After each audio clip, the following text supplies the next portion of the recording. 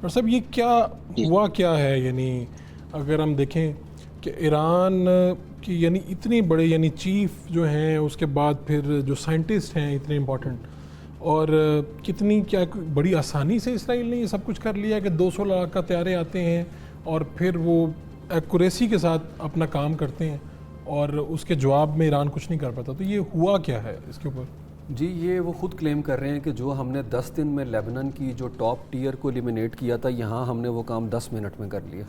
اور انہوں نے ہائیلی پرسیجن اٹیک کیا اور گھر میں جا کے، اس میں کوئی شک نہیں ننگی جارحیت تھی، لیکن یہ ان کی ڈومیننس بتاتا ہے اسرائیل کی، ان کی وار کے اندر ٹیکنالوجی کے حوالے سے جو ایڈوانسمنٹ ہے اس کو بتاتا ہے. ہم نے دیکھا کہ انہوں نے گزشتہ سال جو ہے اسماعیل خانیہ کو اسی طرح تہران میں جب وہ تقریب میں تھے ایوان صدر کے حوالے سے، تو ان کی جو اپنا وہ اوتھ سیریمنی تھی ان کو اسی طریقے سے ٹارگٹ کیا. قاسم سلیمانی کو ہم نے دیکھا کہ امریکہ نے عراق میں ٹریول کرتے ٹارگٹ کیا. تو ان کی ٹاپ جو ٹیئر ہے اس کو ایلیمینیٹ کر کے وہ ڈی مورلائز کرنا چاہتے ہیں ایران کو، کہ ہمیں پتہ ہے آپ کہاں پہ اپنا کس طریقے سے چیزوں کو منور کر رہے ہیں اور ہم جب چاہیں آپ کو جو ہے صفایا کر سکتے ہیں. اس میں ہمیں ایک چیز اور پوائنٹ بڑا امپورٹنٹ دیکھنا ہے. اسرائیل کی ہمیشہ سے کوشش رہی ہے کہ مڈل ایسٹ میں جو اس کے مخالف قوتیں اینٹیز ہیں، چاہے وہ عراق میں صدام حسین تھا، چاہے ایران ہے، امریکہ کو اس وار میں زبردستی گھسیٹ کے بتایا جائے کہ یہ وار ہماری نہیں، یہ آپ کی ہے.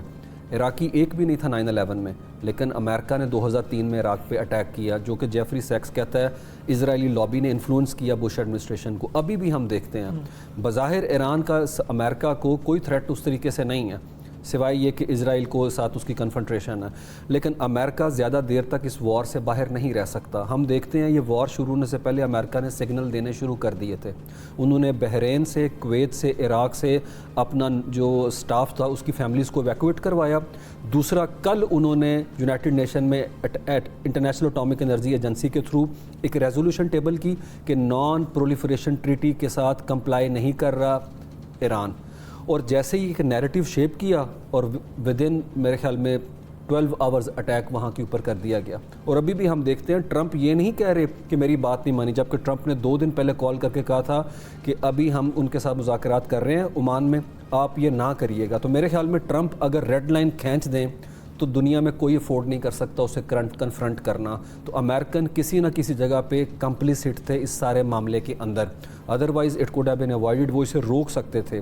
تو میرا ماننا ہے مذاکرات کی ٹیبل پہ ایران کو اپنی ٹرمز پہ لے کے آنے کے لیے اٹیک کروایا گیا، جس میں مکمل حمایت حاصل تھی انہیں امریکہ کی، پورا ماحول بنایا، پورا ماحول. اور دوسری طرف ایران کے ساتھ تھوڑا سا ہم کہیں گے کہ زیادتی یہ ہے کہ پوری عالمی دنیا میں ایران جو ہے وہ برا تنہا نظر آتا ہے. وہی روایتی جملے ہیں جو مسلم دنیا کی طرف سے بھی آئے، ایون ان کے کلوز جو اتحادی ہیں ہم دیکھتے ہیں رشیا اور چائنا، ان کی طرف سے بھی کوئی ایسی سٹیٹمنٹ ایس سچ نہیں آئی. نو ڈاؤٹ انہوں نے کل اٹامک انرجی ایجنسی کی اس ڈاکومنٹ کو ویٹو کیا، اس کو اپوز کیا، لیکن اس لیول کی جو سپورٹ ہم نے پاکستان انڈیا میں دیکھی چائنا کی طرف سے آن گراؤنڈ ہماری ساتھ سپورٹ، وہ ایران کو کہیں نظر نہیں. کیا ہے، کیا ایران کے پاس کیپیسٹی ہے جواب دینے کی؟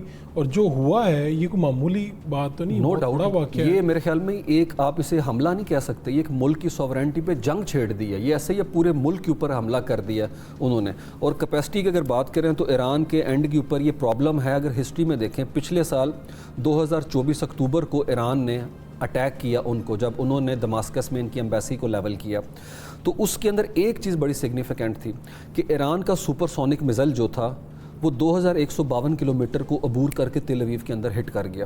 اس سے بہت بڑی سگنیفیکنس ہے کیونکہ 2022 میں امریکہ کے سینٹ کام کے کمانڈر ہیں کیتھ مکینزی، انہوں نے کہا کہ 3000 سے زیادہ بیلسٹک میزائل ایران کے پاس ہیں. ایران چاہے تو اس وار کو نو ڈاؤٹ نیکسٹ لیول کے اوپر لے کے جا سکتا ہے، لیکن زیادہ دیر تک وہ سسٹین نہیں کر پائے گا. اس حوالے سے ایک ایسے ماحول میں جب 32% مہنگائی ہے وہاں پہ، پچھلے سال الیکشن میں 50% سے کم لوگوں نے ووٹ کاسٹ کیا ٹرن آؤٹ، اور صبح سے ابھی تک مسعود پزشکیان جو صدر ہیں ایک سٹیٹمنٹ ان کی نہیں آئی ہے. ہم دیکھتے ہیں اس وقت پورے بیانیے پہ حاوی ہیں رہبر اعلیٰ اور پاسداران انقلاب.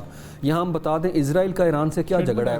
1979 میں جب یہ ایران کا ریولوشن آیا تب یہ پاسداران انقلاب بنی تھی، اور یہ پیرلل آرگنائزیشن ہے ان کی جو اسٹینڈنگ آرمی ہے، ان کی اسٹینڈنگ آرمی سوورنٹی ملک کی اس کو مینیج کرتی ہے بارڈر کو، اور پاسداران انقلاب اوورسیز آپریشن کرتی ہے۔ یہ وہی پاسداران انقلاب ہے جس نے ایکسس آف ریزسٹنس میں لیبنان میں حزب اللہ کھڑی کی، حماس کو مزل دیے اور یمن میں حوثیوں کو دیے، لیکن ہم دیکھتے ہیں وہ سارے محاذ بند ہو چکے ہیں۔ ایون شام کی گورنمنٹ کلیپس کر چکی ہے بشار الاسد کی۔ آپ کہہ رہے ہیں کہ جو سپورٹو ایلیمنٹس تھے، جو پراکسیز تھیں، آج وہ موجود نہیں ہیں۔ تو ایسے وقت میں ایران میں مجھے لگتا ہے جو ان کی ڈیپ سٹیٹ ہے وہ سوچ رہی ہے کہ ہمارے ایٹمی سائنسدانوں کی اسٹیبلشمنٹ مار دی ہے صبح انہوں نے، مطلب 6 ایٹمی سائنسدان مار دیے ہیں جو کام کر رہے تھے نیوکلیر ٹیکنالوجی کے اوپر، انہوں نے ٹاپ لیول کے چیف آف سٹاف مار دی ہیں، پاسداران انقلاب کے حسین سلامی مار دی ہیں۔